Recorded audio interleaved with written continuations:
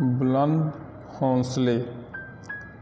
رحیم نے فاروق کو اس کے والد کی موت کی خبر سنائی تو ایک لمحے کے لیے اس کے لیے کچھ ہوش نہ رہا۔ وہ سڑک پہ ہی گر جاتا اگر آس پاس کھڑے لوگ اسے نہ سنبھالتے۔ اس کے والد کے سوا اس کا اس دنیا میں کوئی نہیں تھا۔ اس کے والد کے کپڑے کی ایک مل تھی۔ ان کا شمار ملک کے دولت مند بزنس مین میں ہوتا تھا۔ فاروق کے والد کی موت ان کی کپڑے کی مل میں آگ لگنے کی وجہ سے ہوئی تھی۔ ان کی موت کے بعد فاروق اکیلا سا ہو گیا تھا۔ بیچارہ اتنے بڑے صدمے سے گزرا تھا کہ اسے خبر ملی اس کے والد کی مل نقصان میں جا رہی تھی تو انہوں نے بینک سے بہت زیادہ قرضہ لیا ہوا تھا۔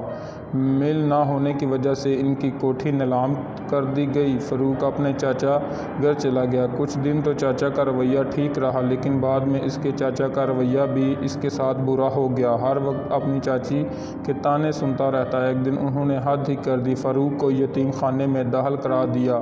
ویسے بھی آج کل کے دور میں کوئی بغیر مطلب کے کسی کو نہیں رکھتا، چاہے وہ کتنا ہی قریب کیوں نہ ہو۔ فاروق نے پھر بھی ہمت نہ ہاری۔ اس نے حالات سے لڑنے کا طے کر لیا۔ آج اسے یہ بات سچ لگ رہی تھی کہ اچھا برا وقت سب پہ آتا ہے، اس لیے انسان کو ہر حال میں اللہ تعالیٰ کا شکر ادا کرتے رہنا چاہیے۔ وہ بچہ جو کل تک بڑے بڑے بنگلوں میں رہتا تھا آج ایک یتیم خانے میں پڑا تھا، لیکن پھر بھی اس نے ہمت نہ ہاری اور دل لگا کر پڑھائی کرتا رہا۔ اس کے میٹرک کے امتحان مکمل ہو گئے تو اس نے اپنے لیے نوکری کی تلاش شروع کر دی۔ نوکری کے چکر میں اس کی ملاقات ایک رحم دل انسان سے ہوئی۔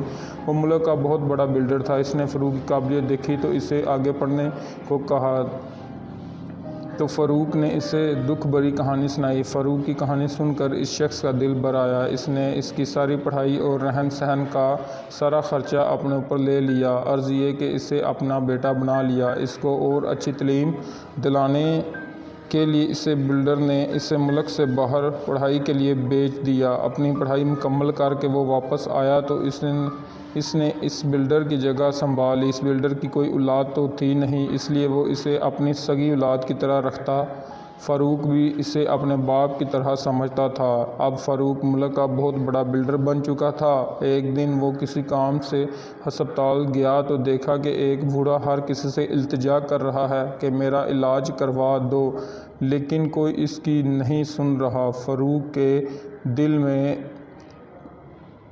یاد آ گئی۔ اس نے پیسے دیے۔ وہ بوڑھا اس کو دعائیں دیتا ہوا اندر چلا گیا۔ بوڑھا علاج کروا کے واپس آیا۔ وہ فاروق کی طرف غور سے دیکھتا رہا، پھر اختیار اس نے فاروق کو گلے سے لگا لیا۔ فاروق کی کچھ سمجھ میں نہیں آیا۔ بیٹا مجھے پہچانا، میں تمہارا چاچا۔ یہ سن کر فاروق کی آنکھوں سے بے تحاشا آنسو بہنے لگے۔ فاروق کا ماضی اس کی آنکھوں کے سامنے گھومنے لگا۔ لیکن چاچا جان آپ کی اس حالت میں کیسے؟ فاروق حیران ہو کر کہا، بیٹا یہ سب تقدیر کا کھیل ہے۔ تمہاری چاچی کے انتقال کے بعد میرا اکلوتا بیٹا سب کچھ بیچ باچ کے ملک میں عیش کر رہا ہے۔ بیٹا مجھے معاف کر دو، میں جو سلوک تمہارے ساتھ کیا تھا دیکھو آج تم ہی میرے کام آئے۔ چاچا پشیمان ہو کر کہا، ارے نہیں چاچا جان، آپ معافی کیوں مانگ رہے ہیں؟ آپ کو اپنی غلطی کا احساس ہو گیا، اس سے اچھی بات بھلا کیا ہو سکتی ہے؟ فاروق نے خوش ہو کر کہا اور چاچا جان کو اپنے ساتھ اپنے گھر لے گیا۔ یہ کہانی ان بچوں کی حوصلہ افزائی کے لیے ہے جن کے والدین ہیں یا جن کے ساتھ فاروق کی طرح کوئی واقعہ پیش آیا ہو تو وہ ہمت نہ ہاریں بلکہ حالات سے ڈٹ کر مقابلہ کریں اور ایک کامیاب انسان بن کر دکھائیں۔ تھینک یو گائز، اللہ حافظ، ملتے ہیں نیکسٹ ویڈیو میں۔